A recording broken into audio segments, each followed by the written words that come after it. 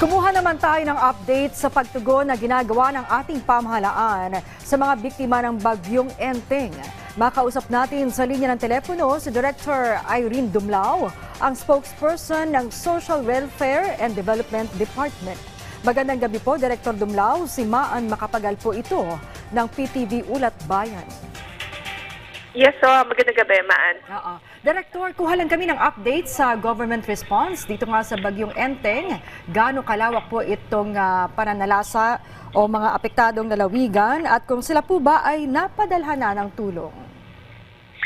Well, batay po doon sa aming pinakahuling DROMIC report, meron kaming na-monitor na mahigit 42,000 na mga pamilya or mahigit 164,000 na mga individual sa NCR, sa Region 3, Calabarzon, Region 5, Region 7, and Region 8 na apektado nga po nitong bagyong Enteng.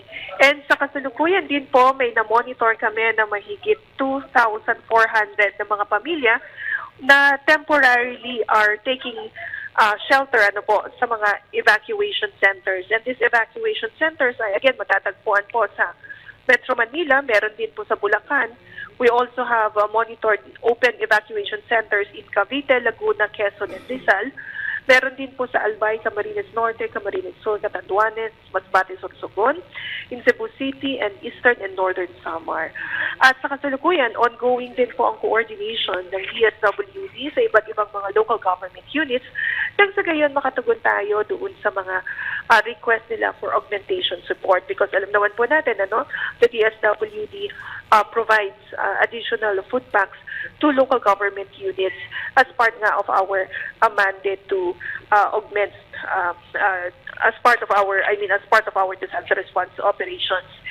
Sa kasalukuyan, ang standby funds and ang mga family food packs and non-food items na naka-preposition sa iba't ibang lugar po sa ating bansa ay nagkakahalaga ng mahigit 2.6 billion pesos. At yan po ay nakahanda na ipamahagi natin sa mga lokal na pamahalaan. Again, as part of our augmentation support.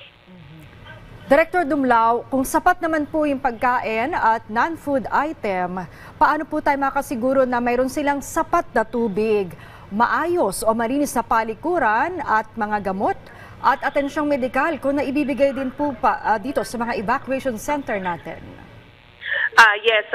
In fact, kanina nga po, nagpulong ang response cluster ng NTNC at ang DSWD nga po ang vice chair ng response cluster. And sa pagpupulong na yan kanina na pag-usapan from the different member agencies, yung paghahanda. Kabilang na po dyan yung pagmamonitor natin ng mga evacuation centers na kinabibilangan po ng mga paaralan. Gayon din po yung participation din ng Department of Health para sa mga paghahanda, para sa mga kakailanganing gamot. And of course, yung ding mga ibang ahensya kagaya ng DSUD, ng DILG.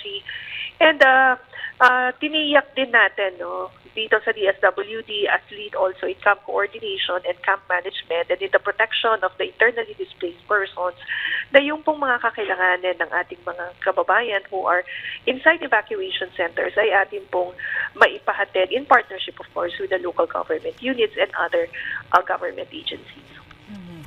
Dito po sa Kalakhang, Maynila o sa NCR, Asek Dumlao, kumusta naman po yung ating pamamahagi? Meron din ba tayong tulong na naibigay sa mga pasahero natin na na-stranded? Dito po sa National Capital Region, ongoing po yung pagtanggap natin ng mga requests from the local government units. We understand that in the first to second days of a disaster, local government units po yung nagpapahatid ng mga tulong dahil sila nga po yung frontline in service delivery. And the DSWD comes in again to provide augmentation support. Now, dito naman po sa Calabarzon at in areas in Bicol, nagpahatid din tayo in coordination with the local government units na mga hot deals naman para sa mga pasahero na na-stranded dito sa mga iba't ibang ports po natin dahil nga po na suspende yung sea travel. Maraming salamat po sa inyong panahon. DSWD spokesperson Asek Irene Dumlao, ingat po kayo.